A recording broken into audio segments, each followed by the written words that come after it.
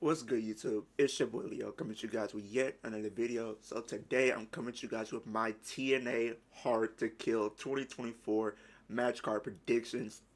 TNA is this Saturday, and I'm very excited to be live streaming that and talking all things TNA. So definitely this is going to be a big week because like we always talk about in these different predictions, anything can change.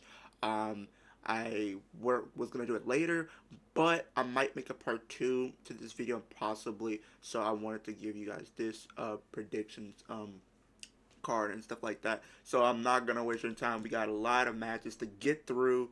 So we're gonna start off with the countdown to the Hard to Kill pre-show. So first, we're gonna talk about the TNA Digital Media Championship in a no DQ match between the champion Tommy Dreamer versus Crazy Steve. Steve catches in his Feast or Fired briefcase. So if you guys don't know, pretty much it's like a match that they have where there's four different briefcases, one for the digital media championship, one for the world title, then one for like the tag titles or something like that, and then the fourth one is you're fired. So that's kind of almost like a money in the bank, but there's different briefcases and stuff like that. So Crazy Steve got the briefcase that was for the TNA Digital Media Championship, which allowed him to get this match here. It is a no DQ match. um Tommy Dreamer is a very known veteran. He from ECW. If you guys don't know, a hardcore guy through and through. I haven't seen too much from Crazy Steve, but I've seen just a little bit, and he has definitely impressed me so far. Who do I think is gonna win this match? I feel like this is kind of gonna be almost like a reset for TNA, kind of like a new era beginning for TNA and everything like that. But in this match, I think Tommy Dreamer is going to retain. I think that TNA is going to want to establish the championship and establish Tommy Dreamer, even though he's not a new star, but still establish him as being the guy with that championship. So I do think Tommy Dreamer will retain. The next match is a tag match. We have Eric Young and Frankie Kazarian versus Eddie Edwards and Brian Myers. Brian Myers is the former Kurt Hawkins in WWE. If you and then Frank Kazarian, if you don't remember him, AEW and stuff like that. But who do I think is gonna win this match? Oh, this one's tough. This one is tough, actually. At first I was gonna say Eric Young and Frank Kazarian could probably pull off the win, but for some reason I feel like Eddie Edwards and Brian Myers are going to pick up the win some way, and that's gonna be my prediction. I'm gonna go with Eddie Edwards and Brian Myers to win the tag match. The next match, which is the final match of the pre-show, we have Rich Swann versus Steve Macklin. Who do I think is gonna win this match? This one can go either way because I feel like they have been keeping Steve Macklin being booked strong ever since even though he did lose the championship. Um, Rich Swann, I feel like might win here. Honestly, I'm gonna say Steve Macklin wins. I say Steve Macklin wins because they have definitely been building up, and I feel like whoever wins that world title, I think he's gonna be somewhere around that division and trying to get a rematch or do something with that championship again. So Steve Macklin wins it.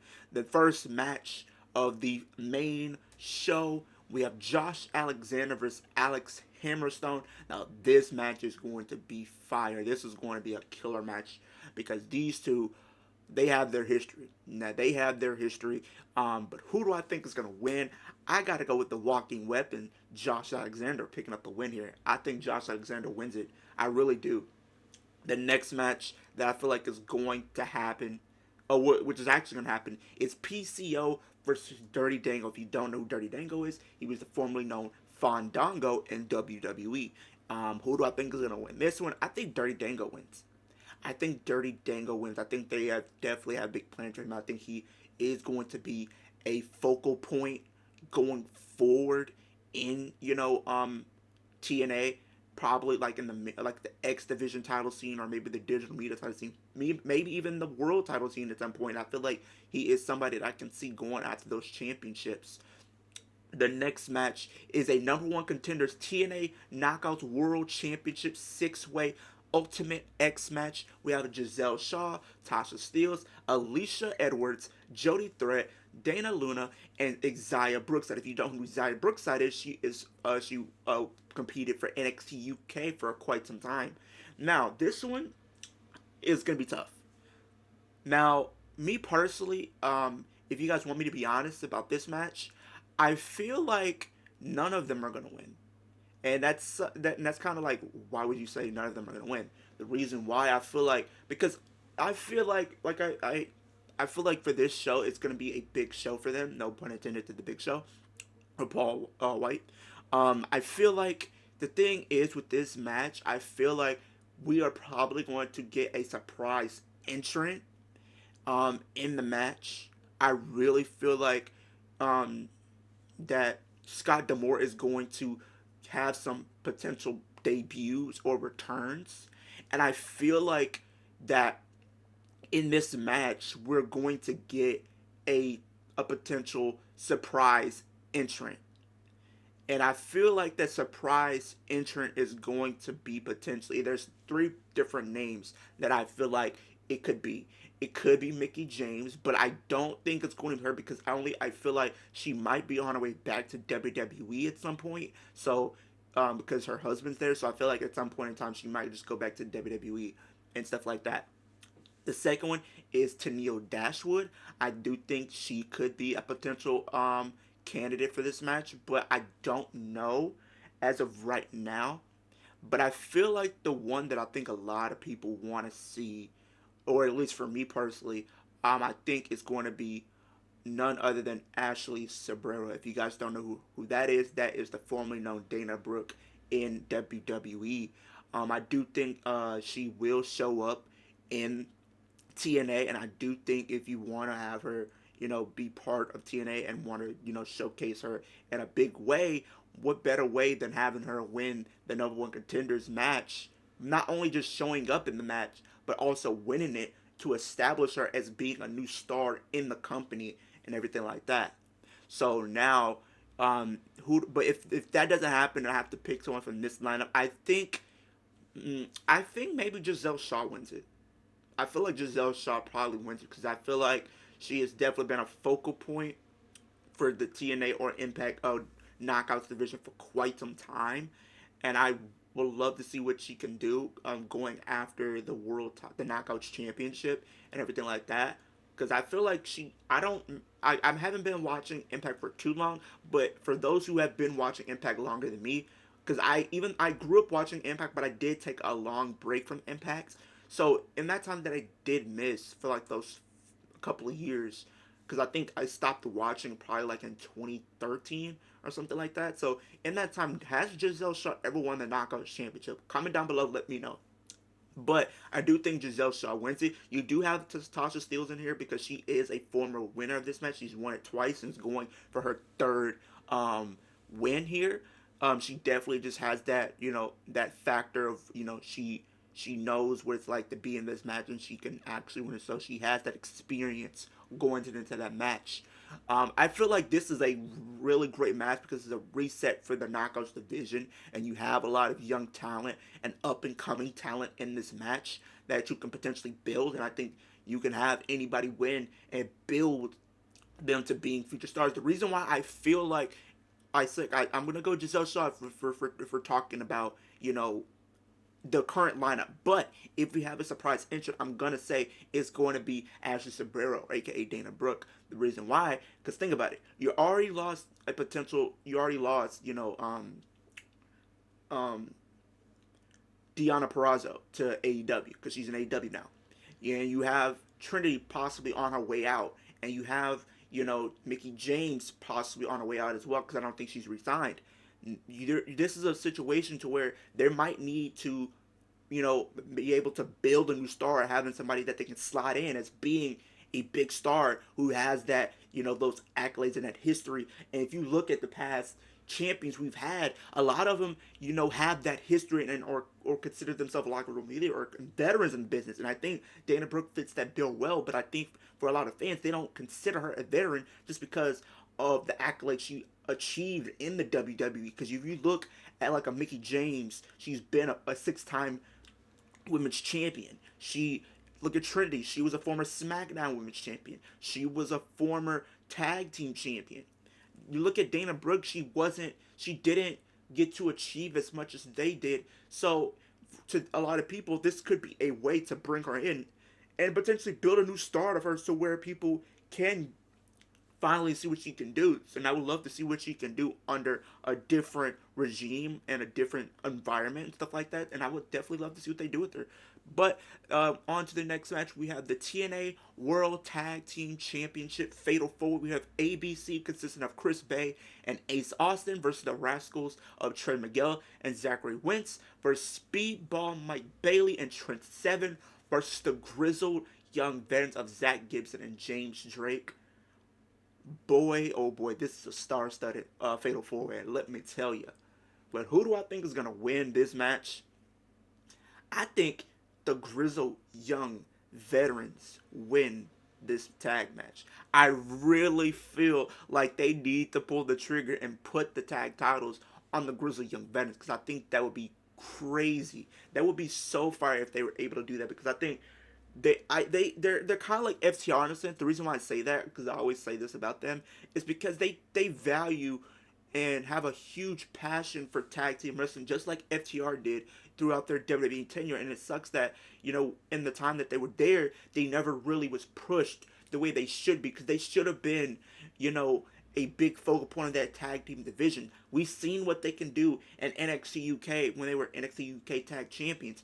I wish they would have done that with them in the actual main roster. They should have been NXT tag team champions. They should have been, you know, going on to main roster and becoming Raw and SmackDown tag team champions prospectively.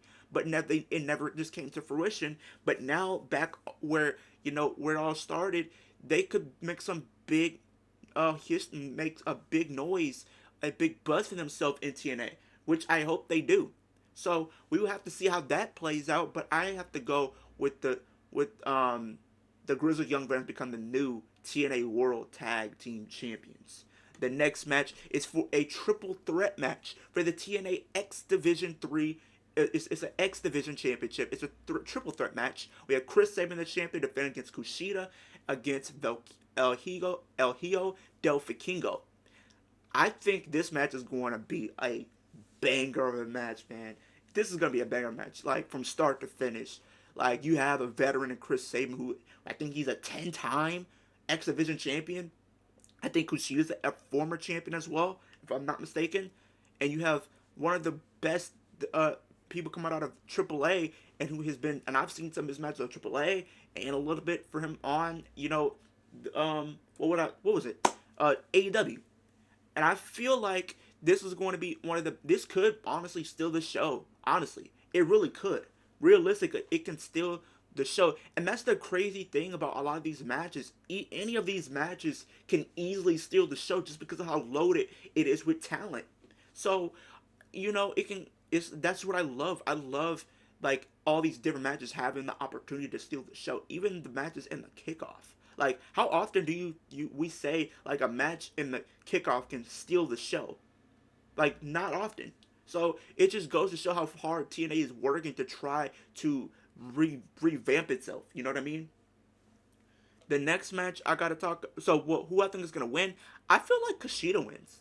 I feel like Kushida might be the one to win the match here. I really do. I really do. I would love to see El Hijo del Vikingo win, and I honestly, if he wins, I would not. If any one of these guys won the match, I wouldn't be upset. I really wouldn't. I wouldn't be upset if Del Vikingo won. If he wins, I'm gonna be excited, bro, because that man can go with the very best of him. Kushida wins, I'm excited. Chris Sabin wins, I'm excited. But I'm gonna go Kushida to win the match here. The next match is for the TNA Knockouts World Championship. We have Trinity versus Jordynne Grace. Jordynne Grace, she won the Call Your Shot Battle Royal.